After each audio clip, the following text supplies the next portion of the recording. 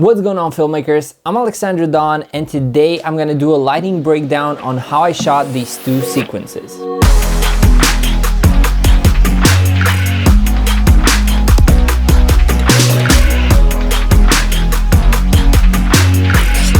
Alright, so hopefully you loved how these two short sequences look, and let me show you step by step what I did in order to achieve this look. So if you're used to this channel, usually we start off with what camera, lenses, and other things I used.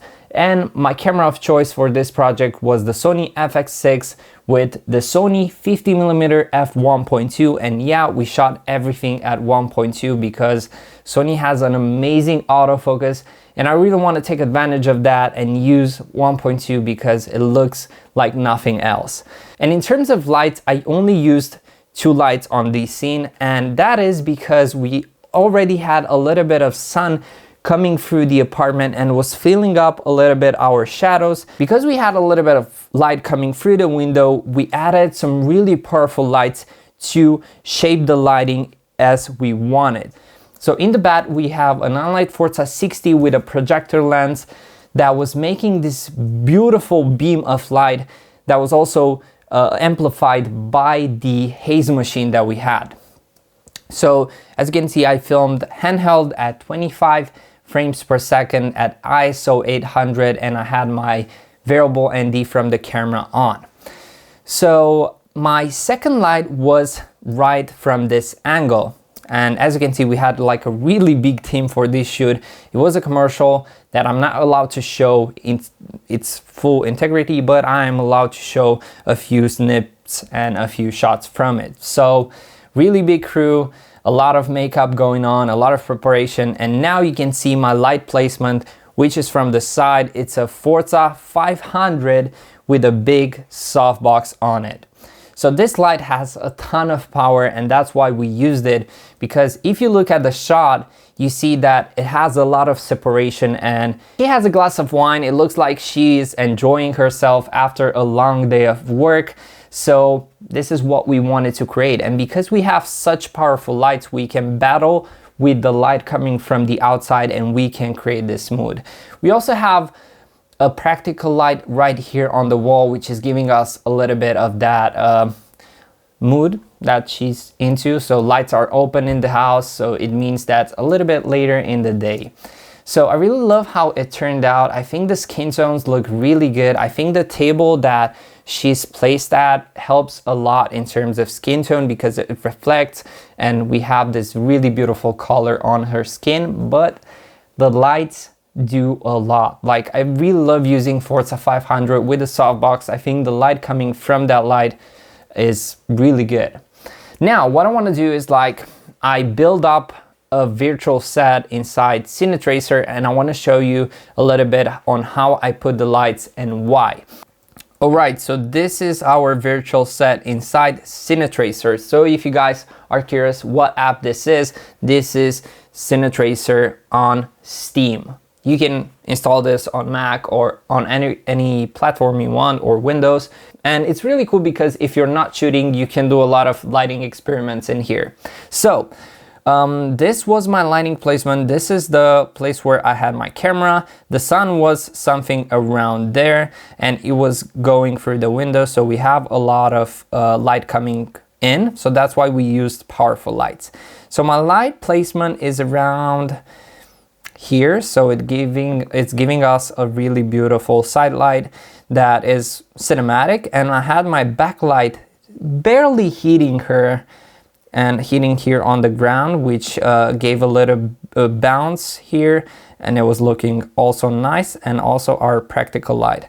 But this was it. This is from another angle.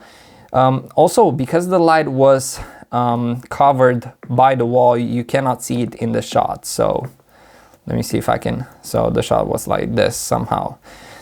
I think the whole setup and also the apartment helps a lot. Whenever you shoot in some beautiful apartments, it's very easy to light. Like in our case, we only used two lights to light the scene.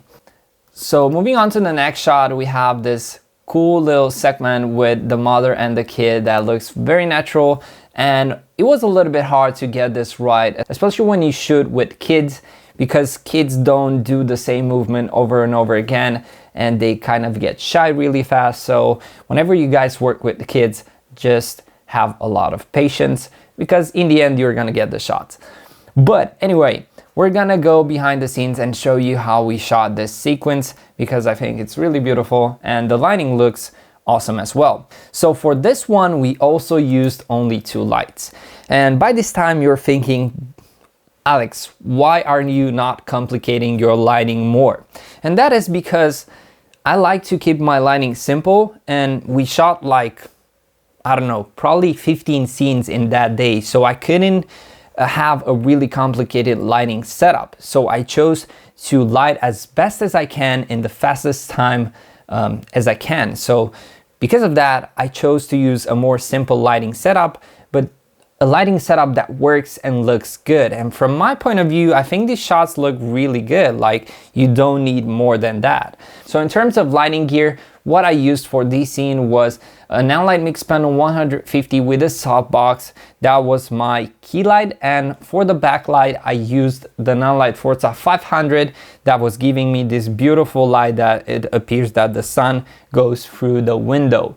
And we don't have shots with that one because it was being outside and I didn't film behind the scenes, but we can see that that light does a lot because we have a lot of haze in the background, and it kind of gives us a really beautiful atmosphere and separation. Again, I was filming handheld, and we should take a moment to appreciate my haircut because it was a mess, and I had long hair, if you could say long, but it was yeah, interesting. Here my director was checking out the shots to see if they are good and if we have it. And now we're gonna go inside the Cine Tracer, and I'm gonna show you my lighting placement a little bit better. So we shot the whole thing. So this was where we shot our first take, and this is where we shot our second take. And this is where my light was, right here, from that angle, giving us this beautiful key light. And we also had the big Forza 500 in the background, giving us this beautiful shadow on the wall. And because we had haze, this part right here was filled with atmosphere. And pretty simple setup, but super effective.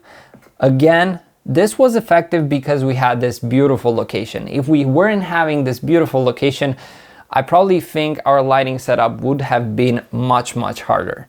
But yeah, let me know what you think about this behind the scenes. I wanted to keep it a little bit shorter this time because I wanted to concentrate all my information about this behind the scenes. And if I missed something, please ask me down below in the comments and I will respond. And as you can see, I try to respond to all my comments. I try to implement all your feedback.